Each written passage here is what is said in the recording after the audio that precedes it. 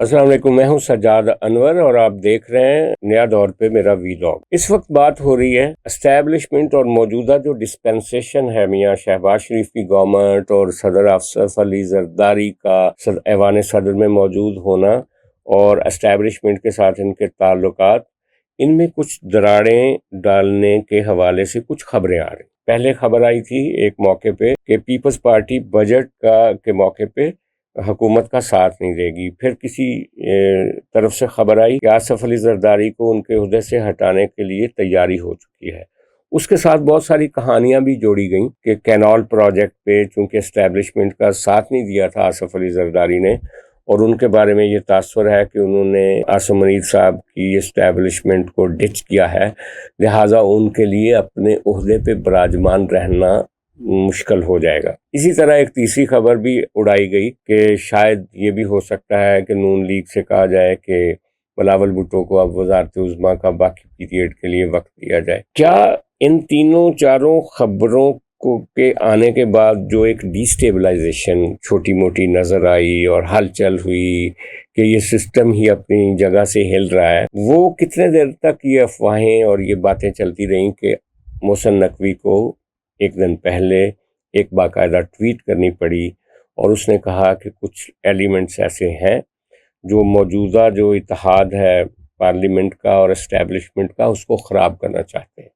ان کا کہنا تھا کہ صدر زرداری کے لیے اسٹیبلشمنٹ کا احترام ہے اور اس طرح کی کوئی چیز ہونے والی نہیں ہے، لیکن اعزاز سید جس نے یہ خبر دی وہ کہہ رہا ہے کہ میں ابھی بھی اپنی سٹوری پہ قائم ہوں۔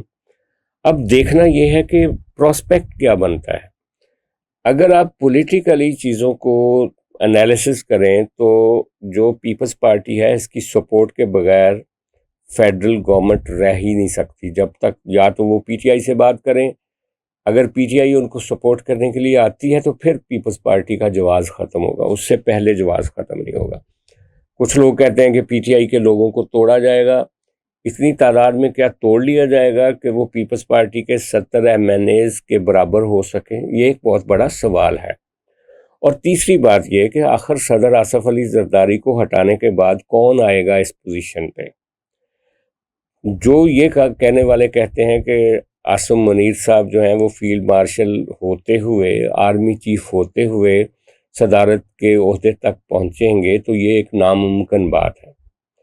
سیاسی طور پہ بھی ناممکن بات ہے، کانسٹیٹیوشنل انداز میں بھی یہ ایک ناممکن بات ہے۔ جب تک آپ آئین میں سے 2 سال کی جو مہلت ہے ایک سرکاری ملازم کے لیے کوئی کسی پبلک عہدے پہ آنے کے لیے، جب تک ختم نہیں کی جاتی تب تک یہ ممکن نہیں ہے۔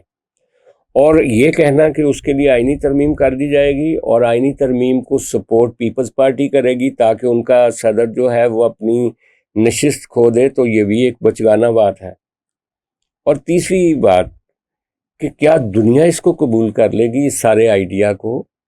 اور یہ جو ہمارا کانسٹیٹیوشنل ایک ہائیبرڈ ہی صحیح لیکن ایک کانسٹیٹیوشنل ایک ڈسپینسیشن ہے 23ویں ترمیم کے بعد، جو 26ویں ترمیم کے بعد 27ویں ترمیم اگر اس طرح کی آئے گی تو اس کی اپنی انٹیگریٹی کتنی رہ جائے گی؟ یہ بھی ایک سب سے بڑا سوال ہے۔ تو میں سمجھتا ہوں کہ افواہیں اپنی جگہ پہ، اور یہ سیاست میں یہ درفنتنیاں، یہ اس طرح کی خبریں آتی جاتی رہتی ہیں، لیکن ابھی فی الحال اس طرح کا کوئی سکوپ نظر نہیں آ رہا۔ اور رہ گئی بات یہ کہ کچھ لوگ یہ کہتے ہیں کہ ہو سکتا ہے کہ ایوان صدر خالی کرا لیا جائے لیکن ساتھ ہی بلاول بھٹو کو پرائم منسٹر شپ آفر کر دی جائے، تو میں سمجھتا ہوں اس کا امکان بھی کم ہے، کیونکہ اس وقت جب موجودہ اتحاد کے پاس ایک 2/3 میجورٹی ہے، اس میں پیپلز پارٹی کی 60-70 سیٹوں کے ساتھ وزارت عظمیٰ لینا خود ایک اللاجیکل سا بات لگتی ہے۔ اور اگر وہ وزیر اعظم بن بھی جاتے ہیں تو ان کے پاس وہ اختیارات، وہ طاقت نہیں ہوگی بلاول بھٹو کے پاس کہ اس کے نتیجے میں وہ کچھ ڈیلیور بھی کر سکیں۔